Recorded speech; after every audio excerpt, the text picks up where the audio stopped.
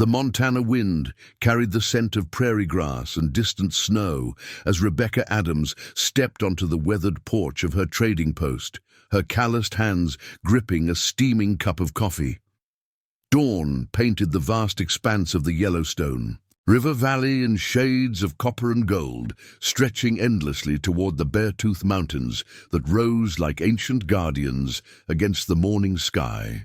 The year was 1876, and this corner of Montana territory remained a place where civilizations met, clashed, and sometimes found uneasy peace. Before we jump back in, tell us where you're tuning in from, and if this story touches you, make sure you're subscribed because tomorrow I've saved something extra special for you. Rebecca's trading post sat at the confluence of three worlds.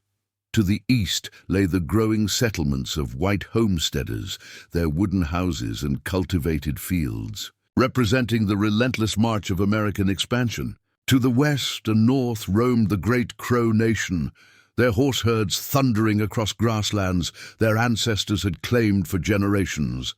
And threading through both worlds ran the Missouri River Trading Company's supply routes, bringing manufactured goods from the industrial East in exchange for furs, hides, and the raw materials that fed America's growing appetite for expansion. At 28, Rebecca had already lived 3 lifetimes in this harsh country.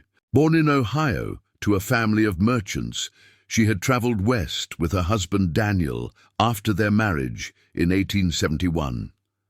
Daniel Adams had possessed the vision and determination to establish a trading post that would serve all the peoples of the region fairly, treating Crow warriors with the same respect he showed white trappers and army officers. His reputation for honest dealing had made their post a neutral ground, where members of different tribes and cultures could conduct business without fear of violence or cheating.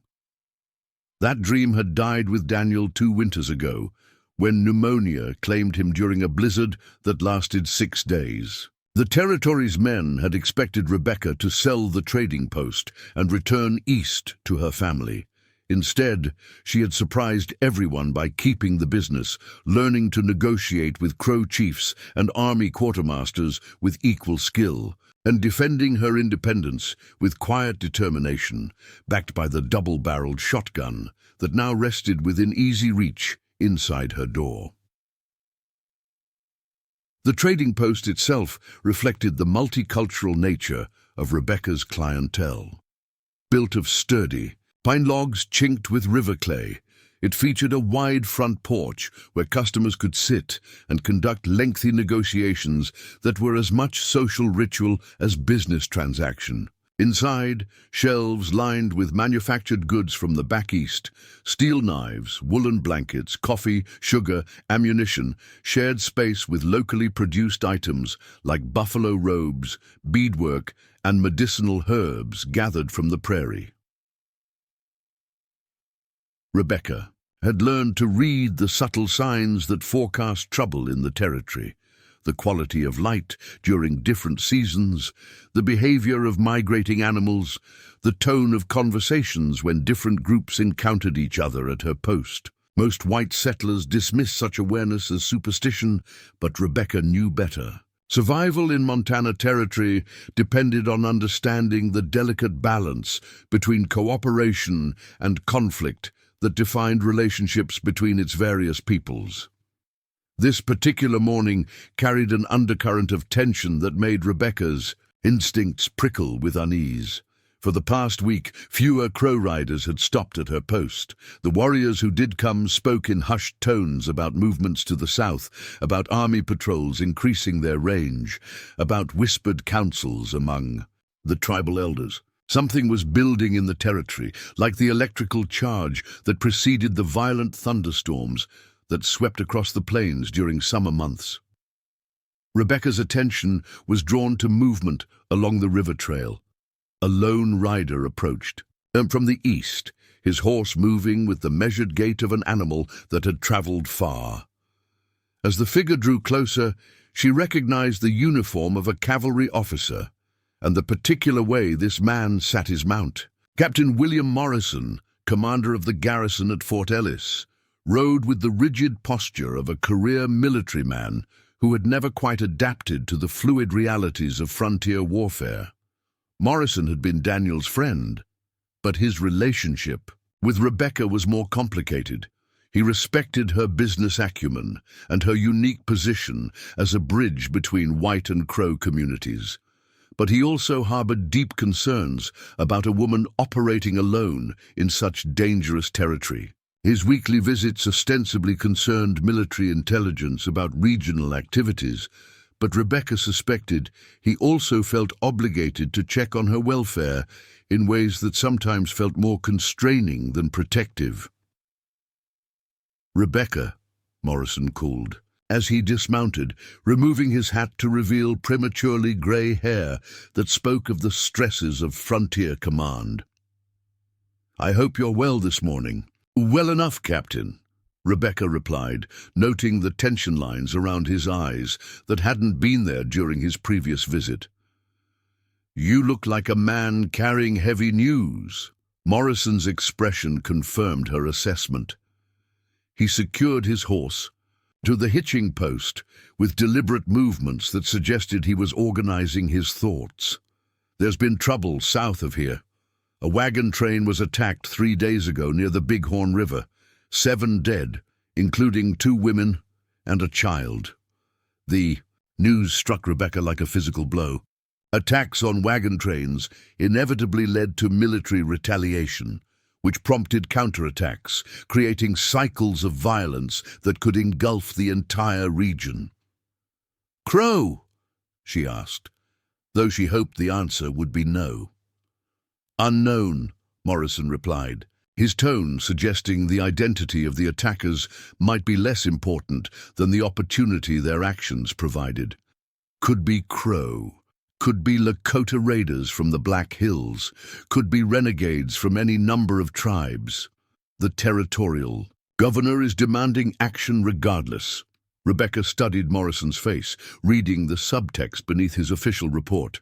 "And you've been ordered to provide that action," Morrison nodded grimly. "Patrol strength is being increased immediately. We're establishing temporary camps throughout Crow territory to demonstrate federal authority and protect settlers." He paused, meeting her eyes directly. "I'm afraid this changes the situation for your trading post significantly." The implications were clear. Increased military presence would make Crow leaders suspicious of any white person operating in their traditional territories. Warriors who had previously traded peacefully at Rebecca's post might now view her as a potential spy or threat. Simultaneously, white settlers would expect her to provide information about Crow movements to the army, making her position increasingly untenable. "The Crow chiefs I know wouldn't authorize attacks on wagon trains," Rebecca said carefully. "Their leaders understand that such actions would bring retaliation against their entire nation." Morrison's expression hardened slightly.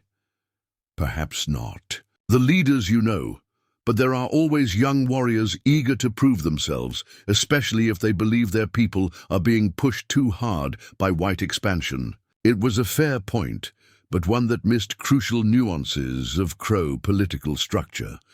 Unlike some tribal nations, the Crow maintained strict hierarchical discipline. Young warriors rarely acted without approval from their chiefs, and those chiefs had shown remarkable pragmatism in their dealings with white authorities. If Crow warriors had attacked the wagon train, it suggested either a fundamental shift in tribal policy or circumstances that had pushed moderate leaders toward desperate measures. "What does the army want from me?" Rebecca asked, sensing Morrison was building toward a specific request. "Information," Morrison replied simply. "You have better contacts among the Crow than any other white person in the territory. If there's going to be organized resistance to increased military presence, you might hear about it before we do." Rebecca poured Morrison coffee from the pot she kept warm for customers, using the familiar ritual to buy herself time to consider her response. The captain's request placed her in an impossible position. Providing intelligence to the army would destroy her relationships with Crow leaders. ending her ability to operate the trading post.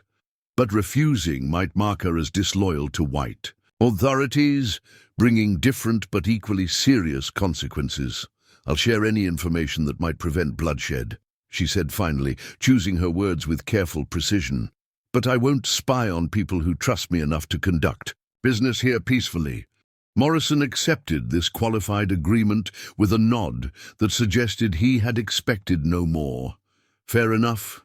Just remember that neutrality becomes more difficult to maintain when tensions rise. People on both sides will expect you to choose." After Morrison departed, Rebecca found herself unable to focus on routine tasks. She inventoried her stock, cleaned weapons that were already spotless, and reorganized shelves that needed no attention. The conversation with Morrison had crystallized fears she had been trying to ignore. The fragile balance that made her trading post viable was shifting, and she was not certain it could be restored. Around midday, her unease was justified by the arrival of unexpected visitors. 3 Crow warriors rode up to her post with the fluid grace of men born to horseback, their mounts stepping carefully among the goods displayed on her porch. Rebecca recognized 2 of them as members of Chief Joseph Iron Crow's band, warriors who had traded with her regularly over the past year. The third man was unfamiliar, younger than the others, but carrying himself with the confidence that marked tribal leadership. The leader of the group, a man named Robert Blackfeather, dismounted and approached the porch with the formal dignity that characterized important Crow negotiations. "Rebecca Adams," he said, using the English form of address that indicated this was official business rather than casual trading. "We bring words from Chief Iron Crow." "You're welcome here, as always," Rebecca replied, following the proper protocol, "by offering hospitality before discussing business. Will you take food? Coffee?" "We will take coffee," Blackfeather accepted, settling onto one of the wooden chairs Rebecca kept on the porch for such occasions. His companions remained mounted, their positions allowing them to observe approaches from all directions, while maintaining readiness for rapid departure if necessary. As Rebecca prepared coffee, she observed the younger warrior more carefully. His clothing and ornaments marked him as someone of high status within the tribe, possibly a war chief or the son of a prominent leader. His horse, a magnificent paint stallion, displayed the kind of care and breeding that indicated significant wealth and position. Most intriguingly, he wore a medallion at his throat that Rebecca recognized as a symbol of the Crow military societies, the warrior organizations that served as both fraternal orders and tactical units during times of conflict. "Chief Iron Crow sends concern about soldier movements in Crow territory," Blackfeather began, once the coffee had been served. "Bluecoats establish camps where no camps existed before. They stop Crow riders, question our people about activities that are not their concern." Rebecca nodded, understanding the complaint. Increased military patrols inevitably led to friction, as soldiers unfamiliar with Crow customs misinterpreted normal activities as potentially hostile. "Captain Morrison tells me there was an attack on a wagon train. The army believes it necessary to increase protection for travelers." The young warrior spoke for the first time, his English accented but precise. "No Crow warriors attacked any wagon train. If the army seeks the true attackers, they should look elsewhere." His certainty impressed Rebecca, suggesting he possessed information about the incident that contradicted official reports. "You know who was responsible?" Blackfeather and the young warrior exchanged glances before the older man responded. "We know who was not responsible. Crow Nation has no quarrel with wagon trains passing through our territory. Such people bring goods for trade, cause no harm to our hunting grounds." It was a diplomatic answer that avoided directly accusing other parties, while making clear that Crow leaders had no involvement in the attack. Rebecca appreciated the careful phrasing, which allowed her to understand their position without requiring her to take sides publicly. "Chief Iron Crow wishes to know," Blackfeather continued, if the army will listen to Crow voices about this matter, or if decisions have already been made. The question revealed the true purpose of their visit.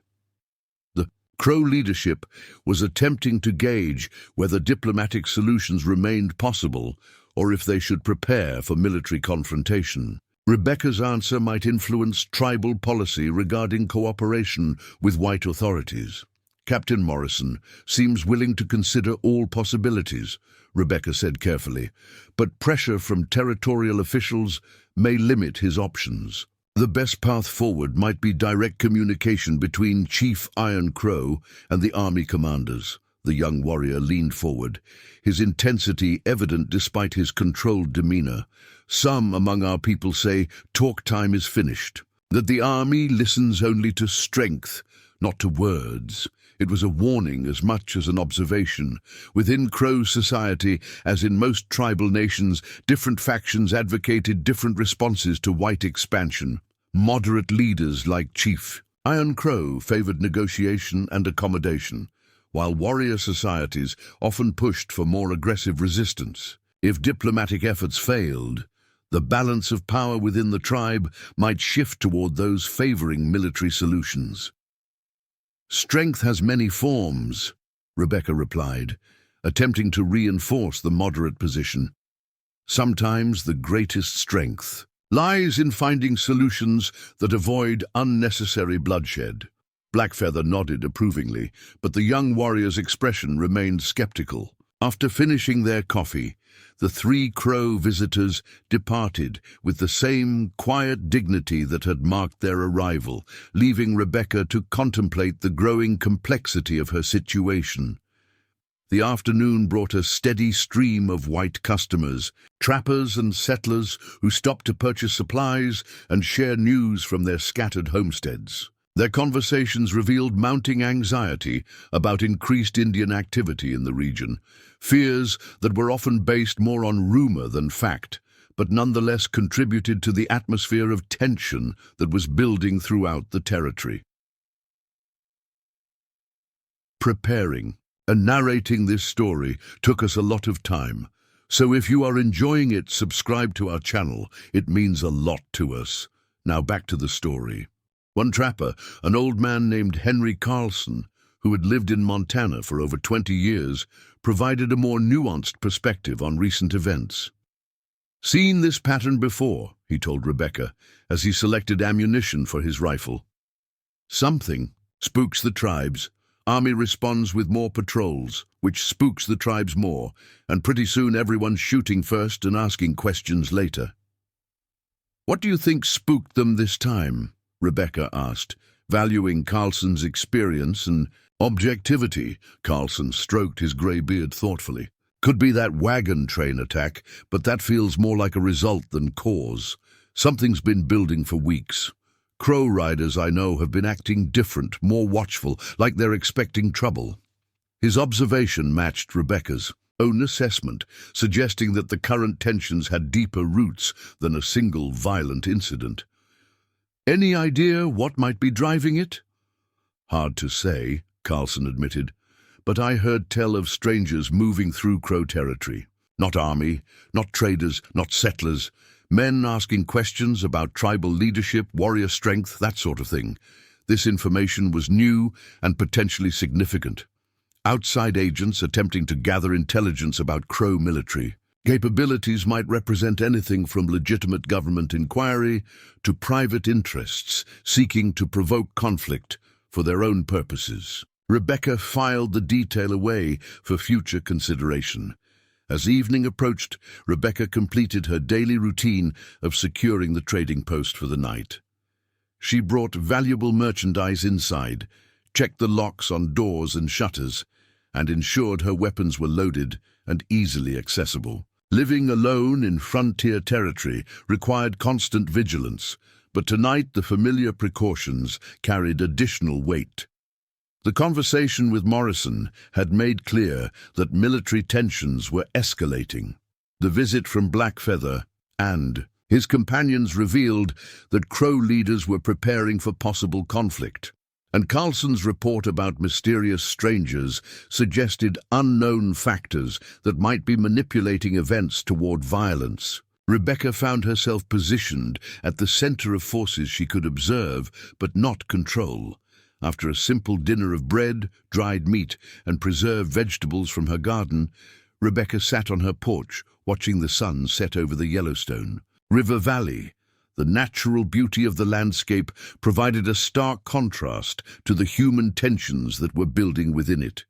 Rolling grasslands stretched toward distant mountains, painted in the rich colors of approaching autumn. Somewhere beyond her vision, Crow villages prepared for whatever challenges lay ahead, while army camps established defensive positions throughout traditional tribal territories. The sound of approaching hoofbeats interrupted her contemplation. A single rider emerged from the gathering dusk, moving with the careful pace of someone traveling in unfamiliar territory. As the figure drew closer, Rebecca could see it was a white man, well dressed in the manner of someone from back east rather than local frontier clothing. The stranger dismounted and approached her porch with the confident bearing of a man accustomed to being welcomed wherever he went. "Ma'am," he said, removing his hat to reveal carefully styled hair and features that suggested comfortable urban living. "I'm looking for Rebecca Adams, proprietor of this establishment." "I'm Rebecca Adams," she replied, noting that his horse bore the dust of considerable travel despite his personal appearance remaining remarkably neat. "How can I help you?" "My name is Charles Whitman," the stranger announced, producing a leather portfolio from his saddlebags. "I represent certain business interests back east that are concerned about the stability of this region. I was hoping you might have time to discuss the current situation with someone who understands local conditions." Rebecca's instincts immediately sharpened. Whitman's arrival, so soon after her conversations with Morrison and the Crow warriors, seemed unlikely to be coincidental. His vague reference to business interests and concern about regional stability suggested motivations that extended beyond simple information gathering. "I'm always willing to discuss regional conditions with legitimate inquiries," Rebecca said carefully, "but it's getting late for such conversations. Perhaps you'd prefer to continue in the morning after you've had a chance to rest." Whitman smiled, an expression that didn't quite reach his eyes. "I appreciate the offer, but my schedule requires that I gather necessary information as quickly as possible. Recent events have made my employers quite anxious about their investments in Montana Territory." The reference to investments provided a crucial clue about Whitman's true purpose. Eastern business interests had been acquiring land rights throughout the territory, often through complex arrangements with territorial officials or federal authorities. If conflict between the army and local tribes escalated, such investments might be threatened, creating pressure for decisive action to secure commercial interests. "What kind of information are you seeking?" Rebecca asked, maintaining a neutral tone while mentally cataloging details about her unexpected visitor. Whitman consulted a notebook from his portfolio, his movements suggesting this was a routine inquiry rather than urgent investigation. "My employers need current assessment of tribal military capabilities, leadership structures, and likely responses to increased federal authority in the region." The request confirmed Rebecca's suspicions about Whitman's true role. He was gathering intelligence that could be used to plan military or political actions against the Crow Nation, information that would make any conflict more devastating and decisive. Providing such details would make her complicit in whatever schemes his employers were planning. "I operate a trading post, Mr. Whitman," Rebecca replied evenly, "not an intelligence service. My knowledge of tribal affairs extends only to matters that affect legitimate commerce." Whitman's expression hardened slightly, revealing steel beneath his polished exterior. "Mrs. Adams, I believe you underestimate the seriousness of current circumstances. Certain decisions are being made at very high levels regarding this territory's future. Cooperation with legitimate inquiries would be viewed favorably by authorities. who may soon have considerable influence over commercial licensing and property rights. The veiled threat was clear enough. Whitman's employers possessed influence that could destroy her business through legal or administrative means if she refused to cooperate. But Rebecca had faced similar pressures before and had learned that yielding to such tactics usually led to escalating demands. "I understand your position, Mr. Whitman," she said, rising from her chair in a gesture that indicated the conversation was concluded. "However, my policy remains unchanged. I don't provide information that might be used to harm people who trust me enough to conduct peaceful business here." Whitman studied her face for a long moment, apparently assessing whether additional pressure might change her position. Finally, he returned his notebook to the portfolio and prepared to remount his horse. "I hope you'll reconsider, Mrs. Adams," he said, with the tone of a man accustomed to getting what he wanted through patience rather than force. "I'll be in the region for several more days. Should you change your mind about cooperation, word can be left for me at Fort Ellis." After Whitman disappeared into the darkness, Rebecca remained on her porch, processing the implications of his visit. 3 different parties had approached her within a single day, each seeking information about Crow activities, each representing different interests that might benefit from tribal conflict. The coincidence suggested coordinated efforts to gather intelligence for purposes she could only imagine. The night air carried the distant sound of drums from somewhere across the river, the rhythmic beating that often accompanied Crow ceremonial gatherings. Rebecca had learned to distinguish between different types of drumming, social celebrations, religious ceremonies, and the more urgent patterns that marked councils of war. Tonight's drums carried a deeper, more serious tone that suggested important decisions were being made within the tribal community. As she prepared for sleep, Rebecca found herself thinking about the choices that lay ahead. The fragile neutrality that had allowed her trading post to serve multiple communities was being tested by forces beyond her control. Soon, she might be forced to choose sides in a conflict she had no desire to join, with consequences that could affect not only her own survival, but the lives of everyone who depended on her post as a place where different peoples could meet in peace.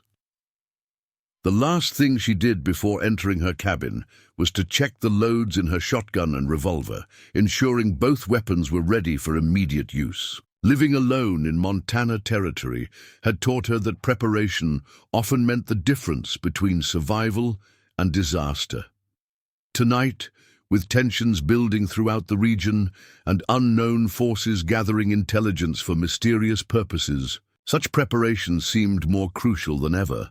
Outside, the drums continued their steady rhythm, carrying messages across the darkness that spoke of decisions being made and alliances being formed. Rebecca fell asleep to that ancient sound, unaware that by morning her world would be changed forever by events that would test every principle she held dear and every skill she had learned during her years on the frontier. The sound that woke Rebecca at 4 in the morning was wrong for the Montana wilderness. Instead of the natural symphony of night creatures or the familiar creak of wind through timber, she heard the labored breathing of an injured animal near. Her storage shed. Her years of frontier living had trained her to distinguish between normal nighttime sounds and those that signaled danger or distress. Rebecca moved silently through her cabin, retrieving her shotgun and a small lantern. She had learned long ago that investigating disturbances required both caution and preparation. The temperature had dropped significantly during the night, and frost sparkled on the wooden planks of her porch as she stepped outside. The breathing grew more distinct as she approached the storage shed, accompanied by what sounded like whispered words in a language she couldn't identify. Rebecca raised her lantern carefully, casting its light toward the source of the sounds. What she discovered made her catch her breath in shock. A man lay collapsed against the side of her storage shed, his dark clothing torn and stained with blood. Even in the lantern's dim glow, she could see he was Native American. His long black hair matted with dirt and dried blood, his face contorted with pain. Most startling of all was the elaborate medallion at his throat and the intricate beadwork on his clothing that marked him as someone of extraordinary status within his tribe. As Rebecca moved closer, the wounded man's eyes opened, focusing on her with the alert wariness of someone accustomed to danger. Despite his obvious pain, his hand moved instinctively toward a knife at his belt before he seemed to recognize that she posed no immediate threat. "Water," he whispered in English, his voice barely audible but carrying the unmistakable authority of someone accustomed to being obeyed. Rebecca hesitated for only a moment before making a decision that would change everything. Setting down her shotgun, she knelt beside the injured man, examining his wounds by lantern light. He had been shot twice, once in the shoulder and once in the side, with additional cuts and bruises that suggested he had fought hard before escaping. Whatever situation had left him in this condition, "I'm going to help you," she said quietly, meeting his intense gaze. "But I need to get you inside, where I can treat these wounds properly."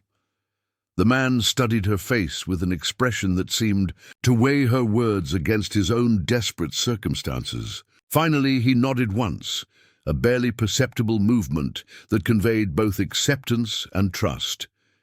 Getting him inside proved to be a difficult task that required all of Rebecca's strength and ingenuity. The wounded man was tall and powerfully built, his weight making it nearly impossible for her to support him alone. They managed the journey to her cabin through a combination of his determination and her persistence, both of them breathing heavily by the time she got him settled on the cot she used for occasional guests. In the better light of her oil lamp, Rebecca could assess the full extent of his injuries. The bullet wounds were serious but not immediately life-threatening if treated properly. More concerning were the signs of systematic beating he had endured, bruises on his face and torso that suggested interrogation rather than simple combat. As she gathered her medical supplies, Rebecca found herself studying her unexpected patient more carefully. His clothing and ornaments clearly marked him as Crow, but of a rank far above the warriors who typically visited her trading post. The medallion at his throat bore symbols she recognized as belonging to the most elite warrior societies, while his weapons, a beautifully crafted rifle and an ornate tomahawk, spoke of both wealth and status. "What's your name?" she asked as she began cleaning his wounds, trying to distract him from the pain. The man was silent for so long that Rebecca thought he might not answer. Finally, he spoke, his voice stronger now that he was no longer struggling against blood loss and exhaustion. "I am called Michael Strongeagle," he said, using the English version of what was clearly a more complex Crow name. "Some among your people know me as War Chief of the Northern Crow." Rebecca's hands stilled momentarily as the implications of his identity struck her. Michael Strongeagle was indeed known to white authorities as one of the most influential military leaders among the Crow Nation and a key figure in tribal resistance to federal policies. His presence at her trading post, wounded and apparently fleeing from pursuit, represented a crisis that could affect the entire region. "War Chief," she repeated carefully, resuming her work on his wounds. "That explains the quality of your enemies. Who did this to you?" Strongeagle's expression darkened, pain and anger mixing in his features. "Blue soldiers, but not ordinary soldiers, men who wear army clothes but take orders from others. They came to my camp 3 nights ago, under the flag of truce," said.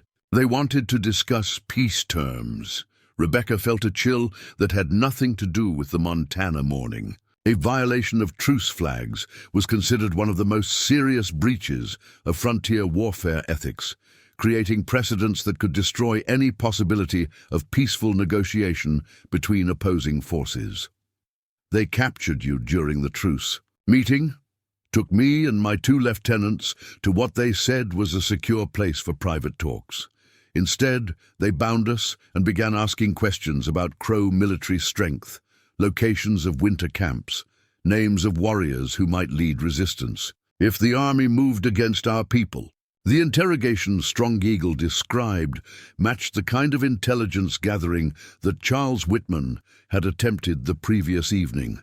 Someone was systematically collecting information that could be used to plan decisive military action against the Crow Nation, using methods that violated both legal and ethical standards. "How did you escape?" Rebecca asked, as she began stitching the more serious of his bullet wounds. A grim smile touched Strong Eagle's lips. "My lieutenants and I were trained by the best warriors of our generation. Ropes and chains are obstacles, not permanent barriers, but the escape cost us dearly. Both my men died covering my retreat, and I carry bullet wounds that will remind me of their sacrifice." The loss of his companions clearly weighed heavily on the war chief, adding emotional pain to his physical injuries. Rebecca continued her medical work in respectful silence, understanding that grief was as real a wound as any caused by bullets. "The men who held you," she said eventually, "were they regular army or something else?" Strong Eagle considered the question carefully. "They wore army uniforms and carried army weapons, but they spoke like men from the eastern cities. Their leader, a thin man with cold eyes, knew too much about Crow politics for ordinary soldier. He asked questions that could only come from someone who had studied our nation for many months." Rebecca's blood ran cold as she recognized the description. The thin man with cold eyes sounded remarkably like Charles Whitman, the mysterious stranger, who had visited her trading post the previous evening. If Whitman was involved in kidnapping and torturing Crow leaders, his interest in gathering intelligence from her took on far more sinister implications. "This thin man," she pressed, "did he give you a name?" "Called himself Smith, obviously a false name for false purposes." Strong Eagle winced as Rebecca tied off the final stitch. "But I will remember his face until the day I kill him for what he did to my men." As Rebecca bandaged his wounds, she explained her own encounters with various parties, seeking information about Crow activities. She described Captain Morrison's visit, the meeting with Robert Blackfeather and his companions, and finally Charles Whitman's attempt to gather intelligence for his mysterious employers. Strong Eagle listened with growing intensity, his expression becoming more troubled as she recounted each encounter. "You have been marked as an important source of information by multiple parties with different goals. This makes you valuable, but also dangerous to know." "Dangerous how?" "If my people believe you work with the army against us, you will be killed as a spy. If the army believes you aid Crow warriors, you will be arrested as a traitor. And if these Eastern men believe you know too much about their plans." He left the implication unfinished. Rebecca had reached similar conclusions during her sleepless hours the previous night, but hearing them stated so directly by someone who understood frontier politics made them more real and immediate. The neutrality that had protected her trading post was collapsing under the weight of escalating tensions. "What will you do now?" she asked, as she helped Strong Eagle sit up to test his mobility. The war chief tested his wounded shoulder carefully, grimacing at the pain but demonstrating that he retained most of his range of motion. "I must return to my people and warn them about what these false soldiers are planning. The information they tried to force from me, combined with what they already know, gives them power to strike at our most vulnerable points." "You're not strong enough to travel yet. Those wounds need time to heal properly." Strong Eagle met her eyes with an expression that mixed gratitude with grim determination. "Time is a luxury I cannot afford. If I delay, my people may face an attack without warning. Better to risk my own life than the lives of entire villages." Before Rebecca could respond, the sound of approaching horses interrupted their conversation.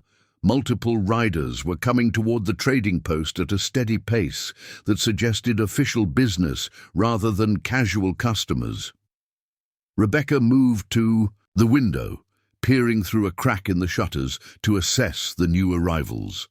Captain Morrison led a patrol of 6 soldiers, their uniforms and equipment suggesting they were prepared for combat rather than routine patrol duties. More ominously, Charles Whitman rode alongside Morrison, his presence indicating that military and civilian authorities were now working together in ways that had not been apparent the previous day.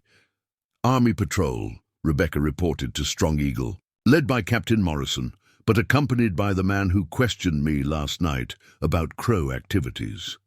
Strong Eagle's expression hardened. Then they know I escaped and are tracking me here. We must assume they will search this place thoroughly. Rebecca's mind raced through their options, all of which seemed inadequate to the crisis at hand. The trading post offered few hiding places that would fool a determined search, and Strong Eagle was in no condition to flee into the wilderness on foot. If Morrison and Whitman discovered the wounded war chief, the consequences would be catastrophic for everyone involved. "There's a root cellar beneath the kitchen floor," she said, helping Strong Eagle to his feet. "It's small and uncomfortable, but it might escape notice during a casual search." They moved as quickly as Strong Eagle's injuries allowed, with Rebecca supporting his weight as they made their way to the kitchen. The root cellar was indeed small, barely large enough for a man to lie down, but it was well concealed beneath loose floorboards and a heavy rug. Rebecca helped the war chief settle into the confined space, providing him with water and a small supply of food. "If they find me," Strong Eagle said as she prepared to cover the entrance, "you must claim I threatened you, forced you to help. Do not let them believe you aided me willingly." Rebecca shook her head firmly. "If they find you, we'll face whatever comes together. But they won't find you if I can help it." She had barely finished concealing the root cellar entrance when heavy footsteps on her porch announced the arrival of Morrison and his patrol. Rebecca moved to the front door, composing herself as best she could before opening it to greet her. "Unexpected visitors, Captain Morrison," she said, with what she hoped sounded like genuine surprise. "2 visits in 2 days. I'm honored by the attention." Morrison's expression was more serious than she had ever seen it, his usual courtesy, replaced by official sternness that suggested he was operating under direct orders. "Rebecca, I'm afraid this isn't a social call. We're searching for a dangerous fugitive who may have sought refuge in this area." "What kind of fugitive?" Rebecca asked, stepping aside to allow Morrison and Whitman to enter her cabin. Whitman answered, before Morrison could speak, his cold eyes scanning the interior of Rebecca's home with professional thoroughness. "A Crow war chief named Michael Strong Eagle, who escaped from army custody 2 nights ago after murdering several soldiers. The accusation was clearly fabricated, designed to justify whatever actions might be taken against Strong Eagle if he were recaptured." Rebecca forced herself to maintain a neutral expression while mentally cataloguing the differences between Whitman's version of events and what Strong Eagle had told her. "I haven't seen any Crow warriors since yesterday afternoon," she said truthfully, since Strong Eagle had arrived after midnight. "What makes you think he might come here?" Morrison gestured toward her trading post's main room, where evidence of her multicultural clientele was clearly visible. "Your post is known as a place where Indians feel comfortable. A wounded fugitive might seek medical attention from someone with your reputation for treating all customers fairly." The captain's tone suggested he found her reputation for fairness problematic under current circumstances. Rebecca realized that Morrison was under pressure from superiors to choose sides in the developing conflict, pressure that was straining their previously friendly relationship. "I understand your concerns," Rebecca replied carefully, "but no one has sought medical attention here recently." Whitman had been examining the interior of her cabin with the systematic attention of a professional investigator.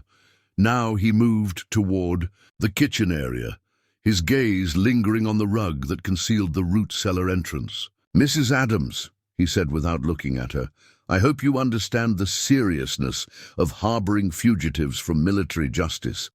The penalties for such actions can be quite severe, especially during times of territorial emergency."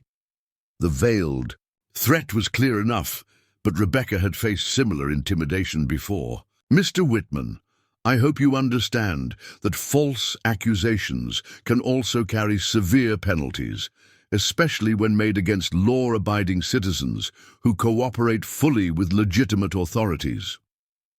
Morrison stepped between them before the exchange could escalate further.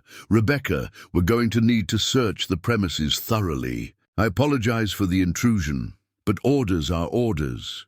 "Of course, Captain. I have nothing to hide." The search that followed was the most tense 20 minutes of Rebecca's life. Morrison's soldiers examined every room, every closet, every potential hiding place with methodical thoroughness. Whitman paid particular attention to the kitchen, walking slowly around the room and even kneeling to examine the floorboards near the concealed root cellar entrance. Rebecca forced herself to remain calm, moving naturally around her cabin and answering questions about various items that drew the searchers' attention. She explained the medical supplies as necessities for treating injured customers, the weapons as essential protection for a woman living alone, and the mix of trade goods as evidence of her diverse clientele. When Whitman knelt directly over the root cellar entrance, Rebecca's heart hammered so loudly she was certain everyone in the room could hear it. The man's fingers traced the edges of the floorboards, testing for irregularities that might indicate a hidden compartment. For a terrifying moment, Rebecca thought he had discovered the concealed entrance, but the root cellar had been skillfully constructed by Daniel during their first year at the trading post, designed to hide valuable supplies from raiders rather than people. The boards fitted together seamlessly, and the heavy rug showed no signs of recent disturbance. After a long moment, Whitman rose and moved on to examine other areas. The search concluded without discovering Strong Eagle's presence, but Rebecca could see that Whitman remained suspicious. His cold eyes continued to assess her cabin's interior, looking for signs of deception that he clearly believed were there. "Mrs. Adams," Morrison said, as his patrol prepared to depart, "if you do encounter this fugitive, you must contact us immediately. He's considered extremely dangerous, and attempting to help him would put you at serious risk." "I understand, Captain. I'll certainly report any unusual activity." After the patrol departed, Rebecca waited a full hour before opening the root cellar to check on Strong Eagle. She found the war chief conscious and alert despite his cramped confinement, his dark eyes reflecting both pain and grim amusement. "Your friends searched thoroughly," he observed as she helped him out of the cellar. "The thin man suspected but could not prove. He will return with more men and better tools." Rebecca nodded, having reached the same conclusion. "How long before you're strong enough to travel?" Strong Eagle tested his wounded shoulder again, wincing but demonstrating improved mobility. "Tonight, if necessary. The wounds will heal as I ride, or they will not. Either way, I cannot remain here without bringing destruction on your head. Where will you go? Morrison's patrol will be watching all the obvious routes back to Crow territory. There are paths through the mountains that soldiers do not know, routes my people have used for generations when stealth was more important than speed." Strong Eagle paused, studying Rebecca's face with thoughtful intensity. "But first, there is something you must understand about what these men are planning.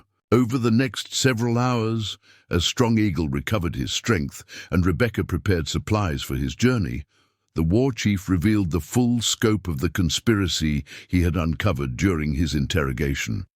The false soldiers who had captured him were part of a coordinated effort to eliminate Crow leadership before launching a massive military campaign designed to drive the entire nation from their traditional territories. The plan, as Strong Eagle described it, involved 3 phases. First, Intelligence gathering to identify key Crow leaders, military capabilities, and vulnerable points. Second, the systematic elimination or capture of those leaders through methods that could be blamed on routine military operations. Third, a massive assault on remaining Crow communities that would force survivors onto reservations far from their ancestral lands. But why such extreme measures? Rebecca asked.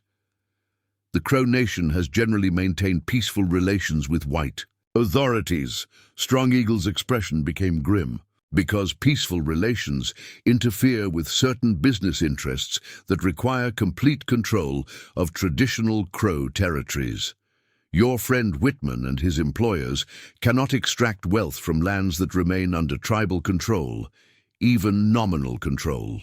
The question's phrasing suggested routine inquiry rather than specific intelligence, but Rebecca remained cautious. Trading post concerns that require discussion with the territorial command. Nothing that would interest a field patrol. The lieutenant seemed satisfied with her explanation, but one of his sergeants moved closer, examining Rebecca and her horse with professional attention. "You're pushing that mare pretty hard for routine business, ma'am. Most folks take 2 days for the fort." "Sure, run!" The observation was accurate and potentially dangerous. Rebecca needed a plausible explanation for her urgency without revealing the true nature of her mission. "I have commitments back at my post that require me to complete this trip as quickly as possible. The mare is stronger than she looks." After a few more routine questions, the patrol allowed her to continue, but Rebecca noticed one of the soldiers watching her departure with particular interest. As soon as she was out of sight, she altered her route slightly, taking a less direct path that would make it harder for anyone to predict her exact location at any given time.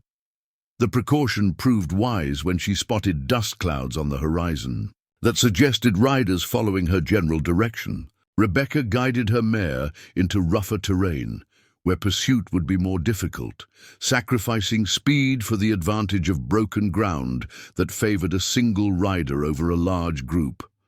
By midday, the pursuit had become more obvious.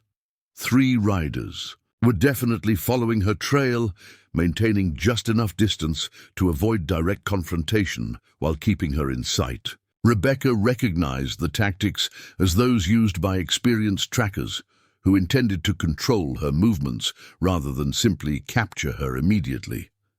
The realization that she was being herded toward a specific location filled Rebecca with cold dread. If her pursuers could predict where she would be at a given time, they could arrange an ambush that would eliminate both her and the evidence she carried.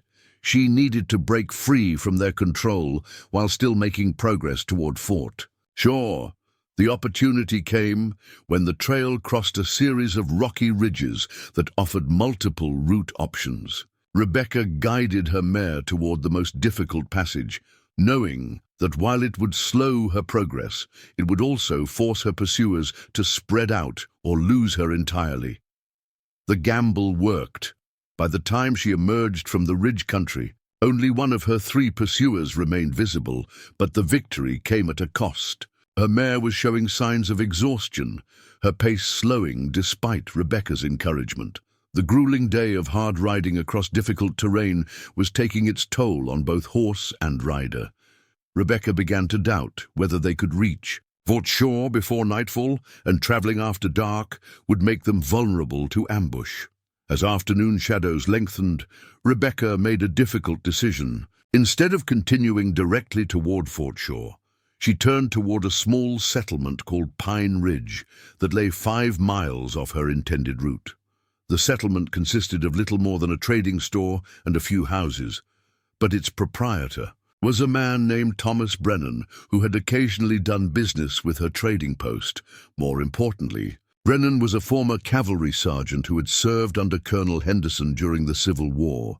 If anyone could provide both sanctuary and assistance in reaching the colonel safely, it would be someone with personal loyalty to the man she needed to meet. Pine Ridge appeared deserted as Rebecca approached, but smoke rising from the trading store's chimney indicated that Brennan was present. She dismounted carefully, her muscles stiff from the long day in the saddle, and approached the store with her rifle held ready, but not raised threateningly. "Brennan," she called, following frontier protocol by announcing herself before entering.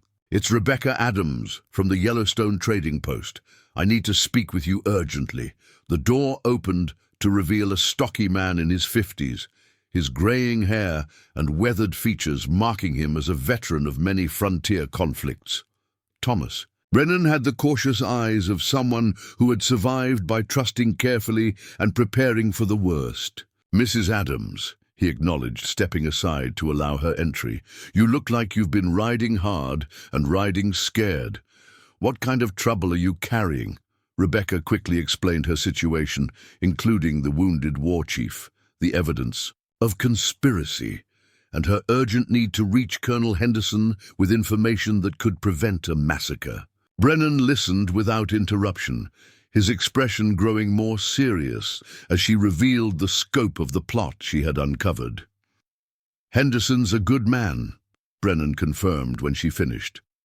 "Served under him during the war. Saw him make hard decisions based on what was right rather than what was convenient. If anyone will act on this kind of information, it'll be the Colonel. The problem is reaching him. I'm being followed by men who clearly don't want me completing this journey."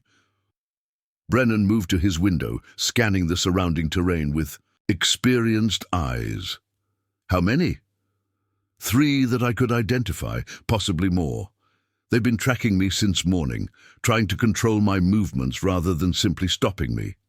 Smart tactics. Means they want to take you somewhere specific, probably, where it can be made to look like an accident or Indian attack." Brennan returned to face her, his expression grim. "Your horse is done for the day. Even if we got her moving again, she wouldn't make it to Fort Shaw." Rebecca had reached the same conclusion, but hearing it confirmed forced her to consider alternatives she had hoped to avoid. "What do you suggest? Rest here tonight, leave before dawn with a fresh horse. I've got a gelding that can make the Fort Shaw run in half a day if pushed hard." Brennan paused, clearly considering additional complications. "But first, we need to deal with your followers. Can't have them tracking you to the fort tomorrow." The solution Brennan proposed was both elegant and dangerous. They would create the impression that Rebecca had continued her journey toward Fort Shaw, while she actually remained hidden at Pine Ridge until her pursuers moved on. The deception required careful preparation and considerable risk, but it offered the best chance of reaching Colonel Henderson with her evidence intact. As evening approached, Brennan helped Rebecca establish a hiding place in his store's root cellar while he prepared to implement their deception. The plan called for him to ride out after dark, following the Fort Shaw trail and leaving obvious sign that a woman had passed that way earlier. Meanwhile, Rebecca would remain concealed until morning, when she could make the final approach to the fort without pursuit. The first test of their deception came just after sunset, when 2 riders approached Pine Ridge from the direction Rebecca had traveled. Brennan met them on his porch, playing the role of a store proprietor who had nothing to hide. "Evening, gentlemen," he called. "Looking for supplies or just passing through?"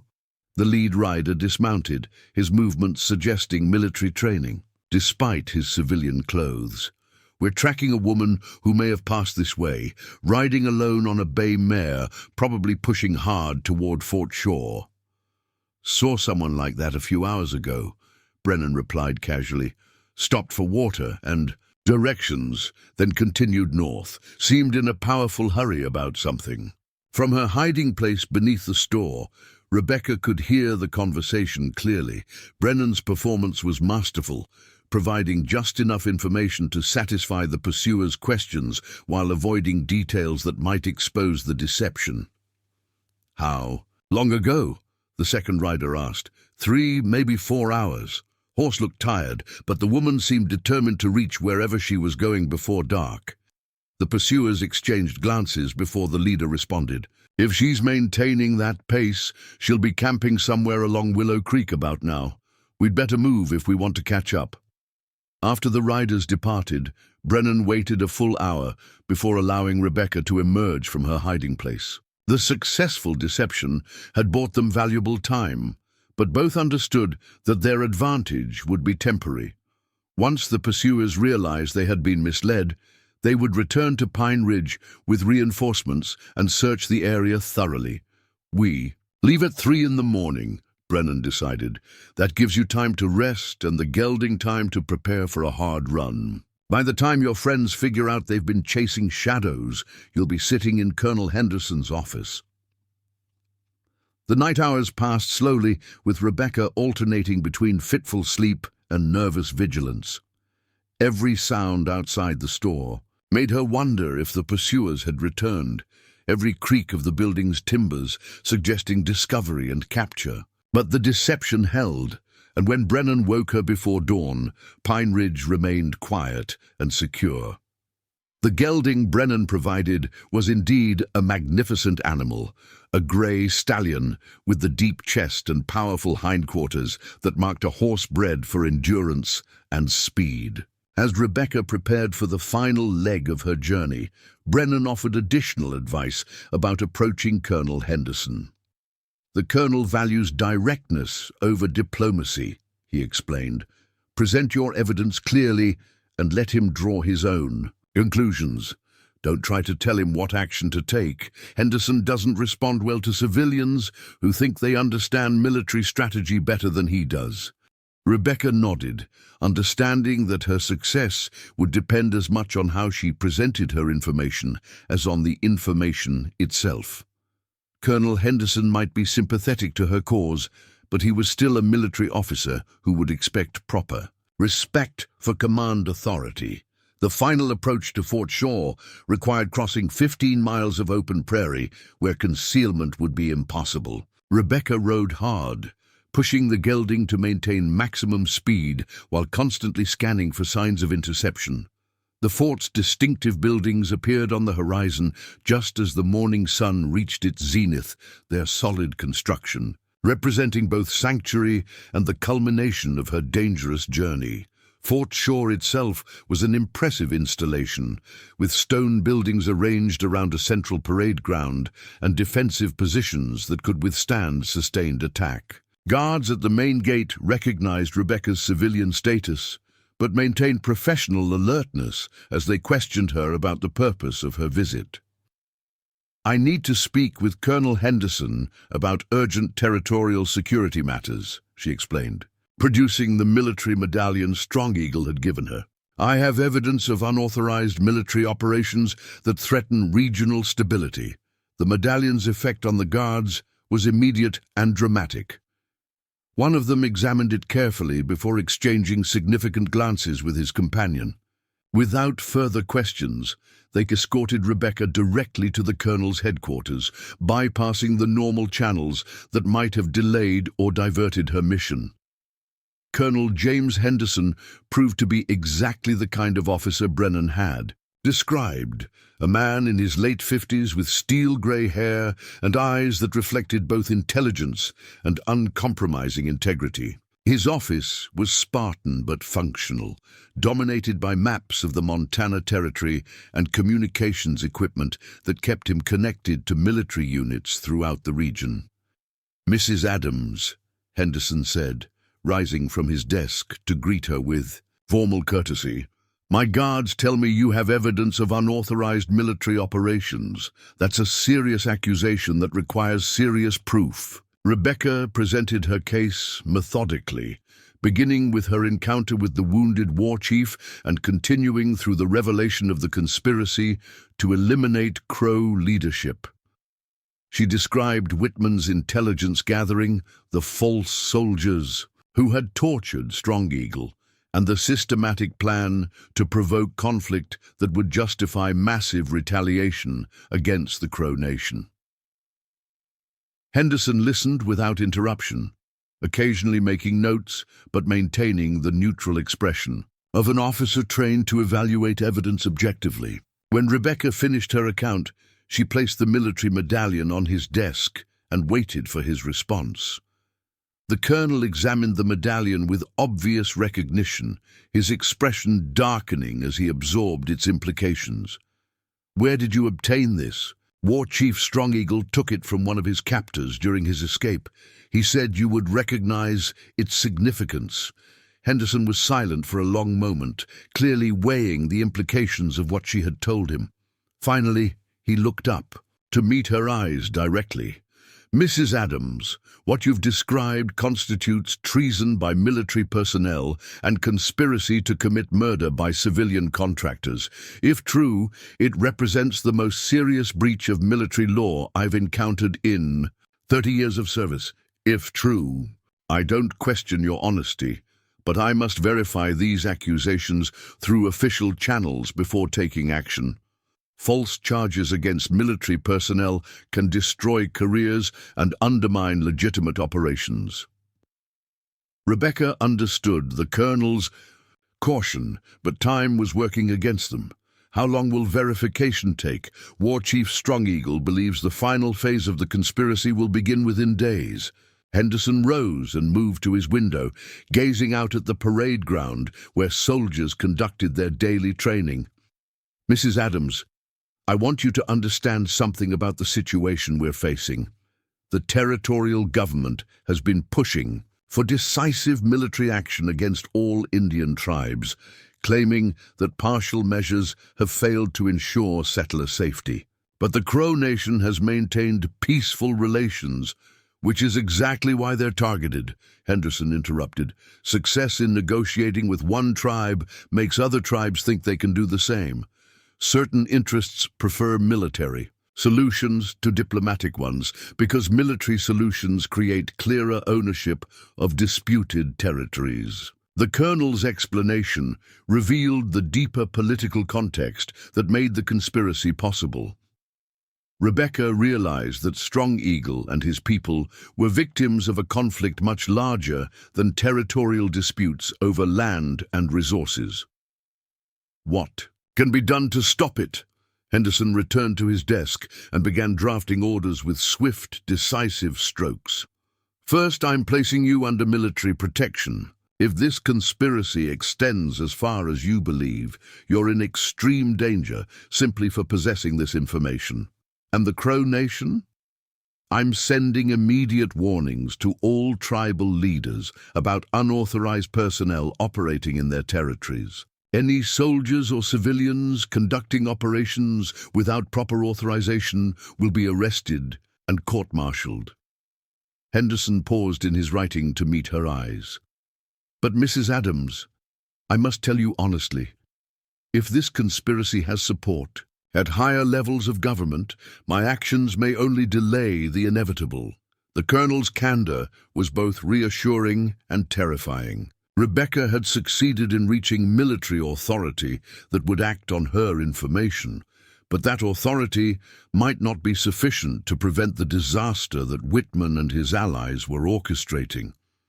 "There's something else," Henderson continued. "The medallion you brought me identifies a unit that officially doesn't exist, a special operations group that reports directly to Washington rather than through normal territorial command. If they're involved in this conspiracy, it means the plot has federal backing."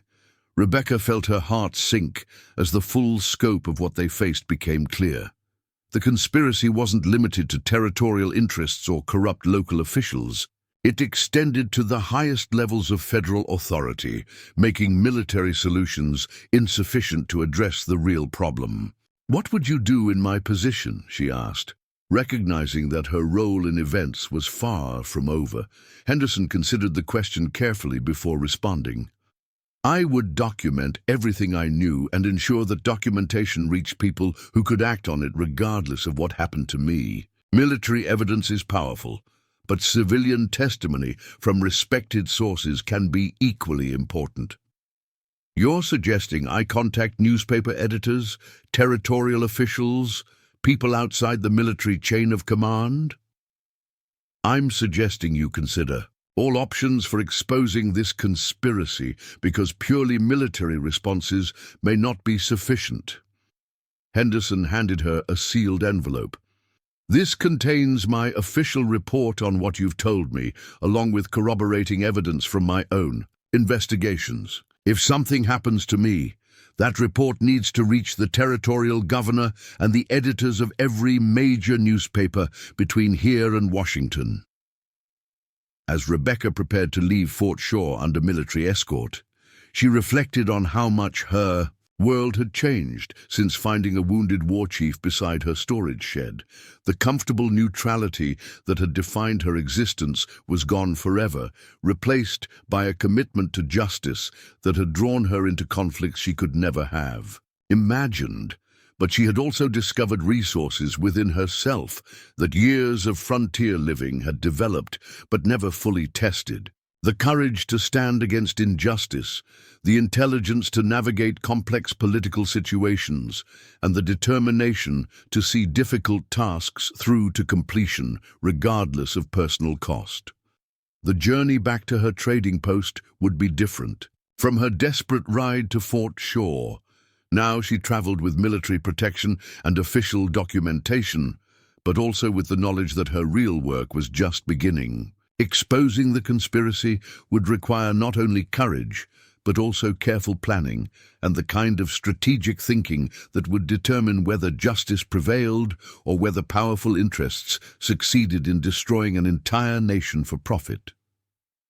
As Fort Shaw disappeared behind her, Rebecca began planning the next phase of her campaign against the forces that threatened everything she had come to value about life in the Montana Territory.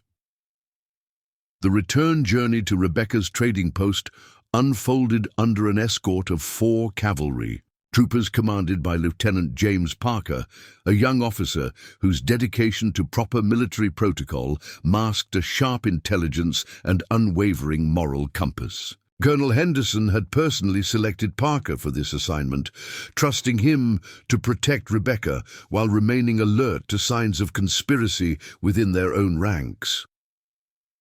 As they rode through the Montana landscape, Parker proved to be an unexpected source of information about the political currents swirling through the territorial military establishment.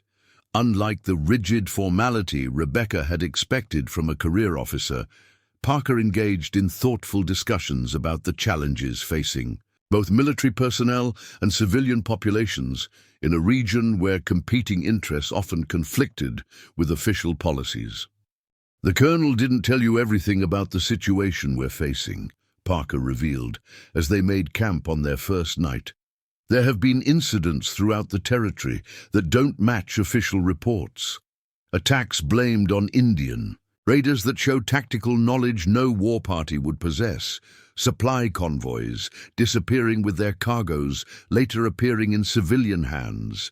Someone is orchestrating events to create the impression of widespread tribal hostility." Rebecca absorbed this information while preparing coffee over their small campfire. How widespread is the knowledge of these discrepancies among military personnel? More widespread than the conspirators realize, but less than Colonel Henderson would prefer, Parker admitted.